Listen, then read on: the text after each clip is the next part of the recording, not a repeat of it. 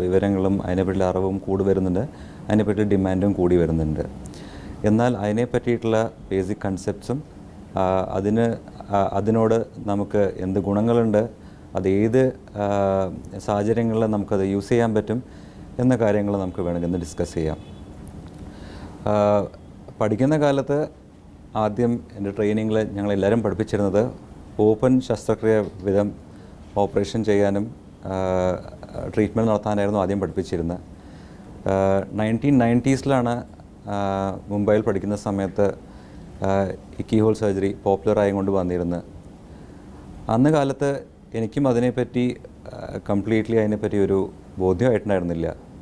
അപ്പോൾ ഞങ്ങളുടെ ഹോസ്പിറ്റലിൽ ഒരു 3 പേഷ്യൻസ് ഈ പിത്തസഞ്ചിയിൽ കല്ലുകളായിട്ട് അഡ്മിറ്റ് ആയിട്ടുണ്ടായിരുന്നു. അതിൽ 2 പേഷ്യൻസിന് കൺവെൻഷണൽ ഓപ്പൺ സർജറി വിധവും ഒരു പേഷ്യൻറ്റിനെ കീ ഹോൾ ശസ്ത്രക്രിയ വിധവും ഓപ്പറേറ്റ് ചെയ്തിട്ടുണ്ടായിരുന്നു.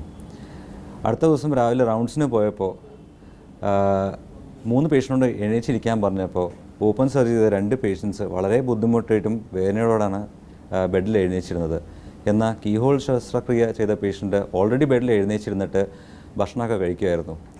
അത് കണ്ടപ്പോഴാണ് എനിക്ക് തോന്നിയത് ഈ ശസ്ത്രക്രിയയിൽ ഡെഫിനറ്റ്ലി പേഷ്യൻസിന് ഒരു അഡ്വാൻറ്റേജ് ഉണ്ടാവും, നമുക്കും അത് പഠിച്ച് അതിൽ എക്സ്പെർട്ടീസ് നേടണം എന്നൊരു ഇൻട്രസ്റ്റ് അപ്പോഴാണ് വന്നത്.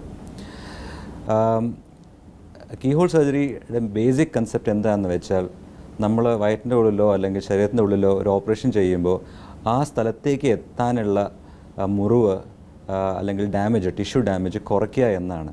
ഓപ്പൺ സർജറി ചെയ്യുമ്പോൾ പലപ്പോഴും ഓപ്പറേഷൻ ചെയ്യുന്ന ഭാഗത്തേക്ക് എത്താനാണ് നമ്മൾ വയറ്റിൽ ഒരു മുറിവ് വയ്ക്കുന്നതും ടിഷ്യൂസിനെ കട്ട് ചെയ്യുന്നെല്ലാം ചെയ്യുന്നത്. ഓപ്പറേഷൻ്റെ സൈറ്റിൽ എത്തിക്കഴിഞ്ഞ് ശരിക്കും പറഞ്ഞാൽ വളരെ ലിമിറ്റഡ് ടാസ്ക്സ് അല്ലെങ്കിൽ കാര്യങ്ങളെ ചെയ്യാൻ ഉണ്ടാവുള്ളൂ. അപ്പോൾ ഈ ഓപ്പറേഷൻ്റെ വേദന മിക്കവാറും വരുന്നത് നമ്മുടെ ഈ ഓപ്പറേഷൻ്റെ കട്ട് കാരണവും ആ ഓപ്പറേഷൻ സൈറ്റിലേക്ക് എത്തിപ്പെടാനുള്ള നമ്മുടെ ശ്രമത്തിൽ നിന്നാണ് യൂഷ്വലി പേഷ്യൻസിന് വേദനയും എല്ലാം വരായിരിക്കുക. അതുകൊണ്ട് കീ ഹോൾ സർജറി അങ്ങനെയാണ് അത് ഡിവൈസ് ചെയ്തത്.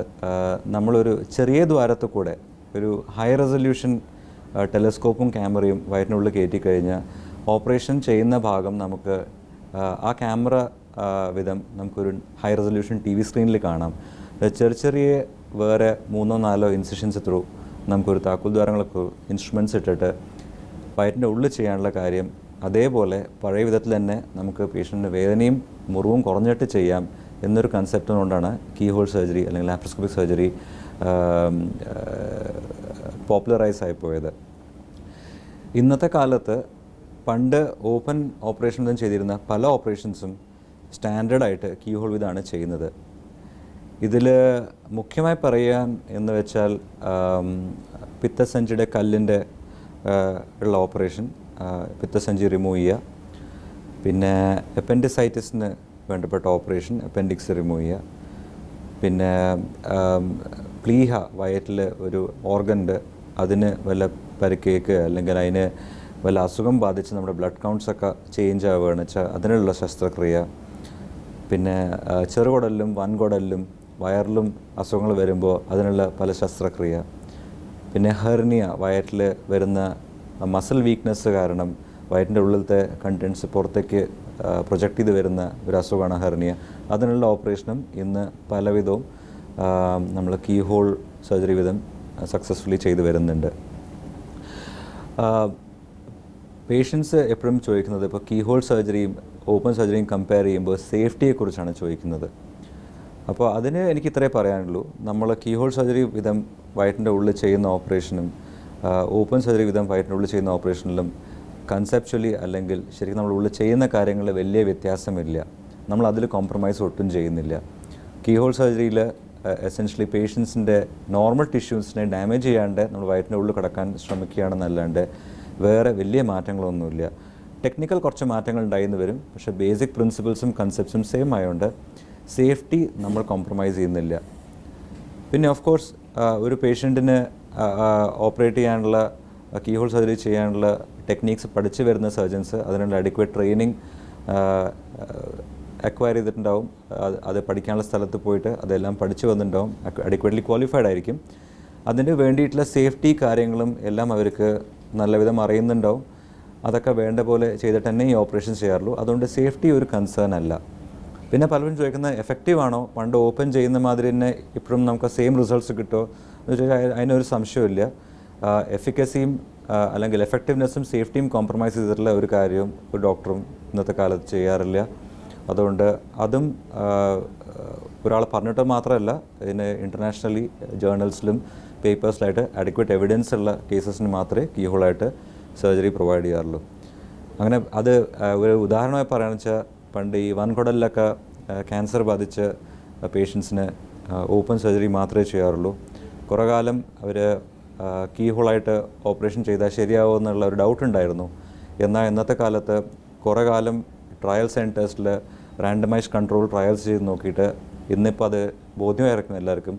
അത് കീഹോളായി ചെയ്താലും ഓപ്പണായി ചെയ്താലും റിസൾട്ട്സ് കീഹോളിന് ആക്ച്വലി ബെറ്ററാണ്, പേഷ്യൻസ് റിക്കവറി ഫാസ്റ്ററാണ്. എന്നാൽ ക്യാൻസർ ചികിത്സ സംബന്ധിച്ച് നമ്മൾ ഒരു കോംപ്രമൈസും വരുത്തുന്നില്ല എന്നുള്ള കാര്യം ബോധ്യമായിട്ട് ഇന്നത്തെ കാലത്ത് ആ ഓപ്പറേഷൻ പേഷ്യൻസിന് പ്രൊവൈഡ് ചെയ്യുന്നുള്ളൂ. അപ്പോൾ പേഷ്യൻസിൻ്റെ സേഫ്റ്റിയെ കോംപ്രമൈസ് ചെയ്തിട്ടുള്ള കാര്യങ്ങൾ ആരും ഓഫറും ചെയ്യില്ല. കീഹോൾ സർജറി സംബന്ധിച്ച് അതൊരു പേടി, അങ്ങനെ നമുക്കൊരു പേടി വേണ്ട.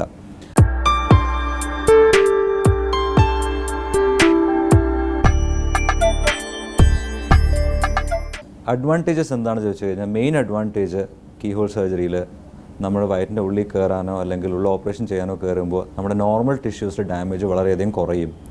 അതുകൊണ്ട് പേഷ്യൻസിൻ്റെ recovery, return to normal work, ഇതെല്ലാം ഓപ്പൺ സർജറിക്കാട്ടിലും കുറെ കൂടെ ഫാസ്റ്ററാണ്. പേഷ്യൻസിന് വേദന കുറവാണ്. പിന്നെ ഇൻഫെക്ഷൻ പോലുള്ള കോംപ്ലിക്കേഷൻസ് ഡെഫിനറ്റ്ലി കുറവാണ്. ബിക്കോസ് നമ്മൾ ടിഷ്യൂസ് അധികം ഓപ്പൺ ചെയ്യാത്തതുകൊണ്ട് പുറമേ നിന്നുള്ള ഇൻഫെക്ഷൻ വയറ്റിനകത്തേക്ക് കടക്കാനുള്ള ചാൻസും കുറവാണ്. പിന്നെ ഇന്നത്തെ കാലത്ത് ഹൈ ഡെഫിനിഷൻ ക്യാമറാസും ടെലസ്കോപ്സും ഒക്കെയാണ് നമ്മൾ യൂസ് ചെയ്യുന്നത്. അതുകൊണ്ട് വിഷൻ വളരെ ക്ലിയറാണ്, ആക്സസ് വളരെ നല്ലതാണ്. അതുകൊണ്ട് ഈ സറൗണ്ടിങ് ടിഷ്യൂസിന് ഡാമേജോ ബ്ലീഡിങ്ങോ ഒക്കെ വളരെയധികം കുറവാണ്. പലപ്പോഴും പേഷ്യൻസ് ചോദിക്കുന്ന എല്ലാ പേഷ്യൻസിനെയും കീഹോളായി ചെയ്യാൻ പറ്റുമോ, നമുക്കൊരു 100% ഗ്യാരണ്ടി തരാൻ പറ്റുമോ എന്ന് ചോദിച്ചാൽ അത് അങ്ങനെ ഒരു സാധനം നമുക്ക് ചെയ്യാൻ പറ്റില്ല. ബിക്കോസ് പലപ്പോഴും വയറ്റിൻ്റെ ഉള്ളിൽ എന്താണ് അവസ്ഥ നമുക്ക് കീഹോൾ ക്യാമറ ഉള്ളിട്ട് നോക്കുമ്പോൾ തന്നെ നമുക്കറിയുള്ളൂ. ഇന്നും ഒരു പ്രൊപ്പോർഷൻ ഓഫ് പേഷ്യൻസിനെ കീഹോൾ സർജറി ചെയ്യുന്ന സമയത്ത് നമുക്ക് ഇത് കീഹോൾ സർജറിയുടെ ചെറിയ ഇൻസ്ട്രുമെൻറ്റ്സ് വിധം അല്ലെങ്കിൽ ആ വിഷൻ കിട്ടുന്നവർക്ക് നമുക്ക് ചെയ്യാൻ പറ്റില്ല, അല്ലെങ്കിൽ കുറച്ചും കൂടെ നമുക്ക് മാനിപ്പുലേഷൻ വേണമെന്ന് തോന്നിക്കഴിഞ്ഞാൽ ഞങ്ങൾ ഓപ്പൺ സർജറിയിലേക്ക് കൺവേർട്ട് ചെയ്യാറുണ്ട്.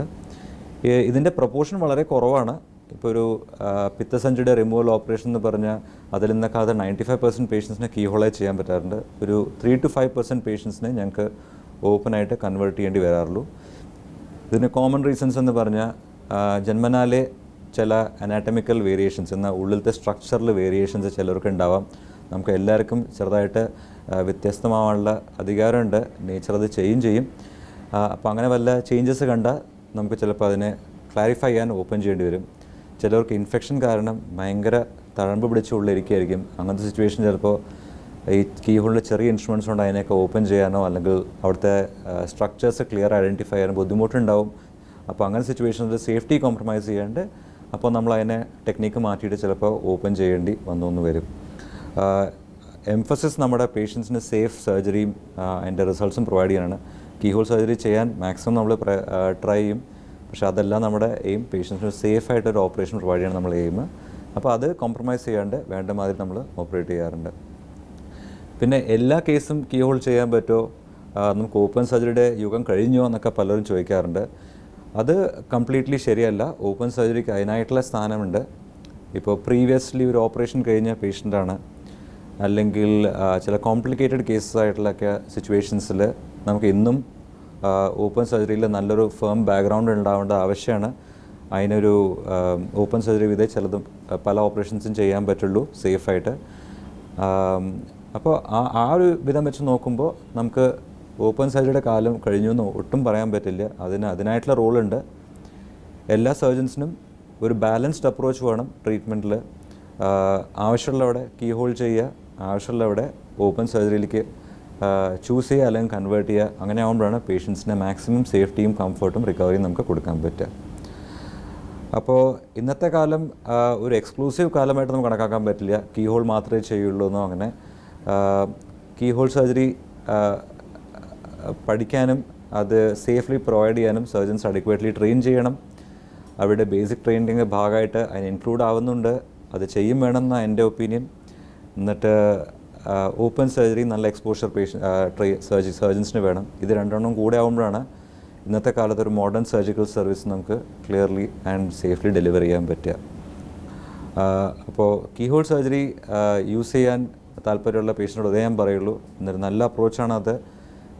പേഷ്യൻസിന് സേഫായിട്ട് അത് ചൂസ് ചെയ്യാം. അത് ട്രീറ്റ് ചെയ്യുന്ന അസുഖങ്ങൾക്ക് വേണ്ടിയിട്ട് അതിനെ പറ്റിയിട്ട് നമ്മൾ അതിനെ പ്രിപ്പറേഷനായിട്ട് ഡോക്ടറെ അടുത്ത് പോകുമ്പോൾ അതിനെ പറ്റിയിട്ടുള്ള ക്വസ്റ്റ്യൻസും അതിനെ പറ്റിയിട്ടുള്ള ഡൗട്ട്സും ക്ലാരിഫൈ ചെയ്യാം. പേടിയില്ലാണ്ട് സുഖകരമായിട്ട് ട്രീറ്റ്മെൻറ്റ് ചെയ്യാം. ആൻഡ് ഹോപ്പ്ഫുള്ളി ഈ ഒരു അപ്രോച്ച് കൊണ്ട് നമുക്ക് പേഷ്യൻസിൻ്റെ സർജിക്കൽ എക്സ്പീരിയൻസ് ഇമ്പ്രൂവ് ചെയ്യാൻ പറ്റും. ഇന്നത്തെ കാലത്ത് ആസ് കമ്പയർഡ് ടു ബിഫോർ, പണ്ടൊരു ചെറിയ ഓപ്പറേഷൻ കഴിഞ്ഞാലും കുറേ ദിവസം ബെഡ് റെസ്റ്റും ഹോസ്പിറ്റലിൽ കിടക്കണം എന്നൊക്കെയായിരുന്നു ഓരോ നിയമങ്ങൾ. അതൊക്കെ മാറി വരികയാണ്. പേഷ്യൻസിനെ മിനിമം സമയത്തെ ഓപ്പറേഷനിൽ ഹോസ്പിറ്റലിൽ അഡ്മിറ്റ് ചെയ്ത് വയ്ക്കാൻ പാടൂ എന്ന് പല സ്റ്റഡീസിലും കണ്ടുവച്ചിട്ടുണ്ട്. അതിൽ പല ഗുണങ്ങളുണ്ട്. ഹോസ്പിറ്റലിൽ അധികം ദിവസം കിടന്നുകൊണ്ട് പേഷ്യൻസിന് വലിയ ഗുണമില്ല എന്നുള്ള കാര്യവും നമ്മൾ കണ്ടിട്ടുണ്ട്. അതുകൊണ്ട് തന്നെ ഇന്ന് ഞങ്ങളുടെ ഹോസ്പിറ്റലിലും പല ഹോസ്പിറ്റൽസിലും ഡേ സർജറി അല്ലെങ്കിൽ ഷോർട്ട് സ്റ്റേ സർജറി എന്ന വിധത്തിലുള്ള സർജറി ട്രീറ്റ്മെൻറ്റ്സ് ഒക്കെ ഓഫർ ചെയ്യുന്നുണ്ട്. എന്ന് പറഞ്ഞാൽ ഓപ്പറേഷൻ്റെ ദിവസം തന്നെ രാവിലെ ഫാസ്റ്റിംഗ് ആയിട്ട് പേഷ്യൻസ് വീട്ടിൽ നിന്ന് വരിക, ഓപ്പറേഷൻ കഴിഞ്ഞ് കഴിഞ്ഞാൽ കംഫർട്ടബിൾ ആയി കഴിഞ്ഞാൽ അന്ന് രാത്രിയിൽ തന്നെ വീട്ടിലേക്ക് പോവുക, എന്നിട്ട് ഔട്ട് പേഷ്യൻ്റ് ബേസിസിൽ ബാക്കിയുള്ള ഫോളോ അപ്പ് നടത്തുക. ഇങ്ങനത്തെ പല കൺസെപ്റ്റ്സും വരുന്നുണ്ട്.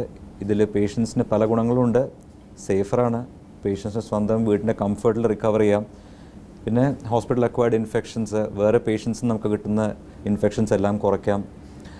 ഇതിനെല്ലാത്തിനും കീഹോൾ സർജറി ഒരു ഇമ്പോർട്ടൻ്റ് ആയിട്ടുള്ളൊരു പാർട്ട് പ്ലേ ചെയ്യുന്നുണ്ട്. ബിക്കോസ് ഓപ്പറേഷൻ കീഹോൾ വഴി നടക്കുമ്പോൾ പേഷ്യൻസിന് പെയിനും കുറവാണ്, റിക്കവറി ഫാസ്റ്റാണ്. അപ്പോൾ വീട്ടിലേക്ക് വേഗം നമുക്ക് സേഫ്ലി അയക്കാൻ പറ്റുന്ന ഒരു സാഹചര്യമായിട്ട് നമുക്ക് കിട്ടും.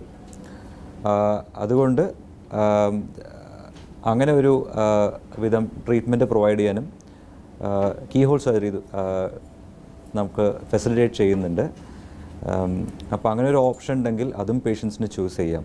ഓക്കെ, ഓവറോൾ എനിക്ക് ഇത്രേ പറയാനുള്ളൂ. കീഹോൾ സർജറി കൊണ്ട് നമ്മുടെ പേഷ്യൻസിന് സർജറിക്ക് വരുന്ന പല പേഷ്യൻസിനും ഇന്നത്തെ എക്സ്പീരിയൻസ് ഇമ്പ്രൂവ് ആയി വരുന്നുണ്ട്. പേഷ്യൻസിൻ്റെ ഔട്ട്കം ബെറ്ററായി വരുന്നുണ്ട്. ആൻഡ് പേഷ്യൻസിന് വേഗം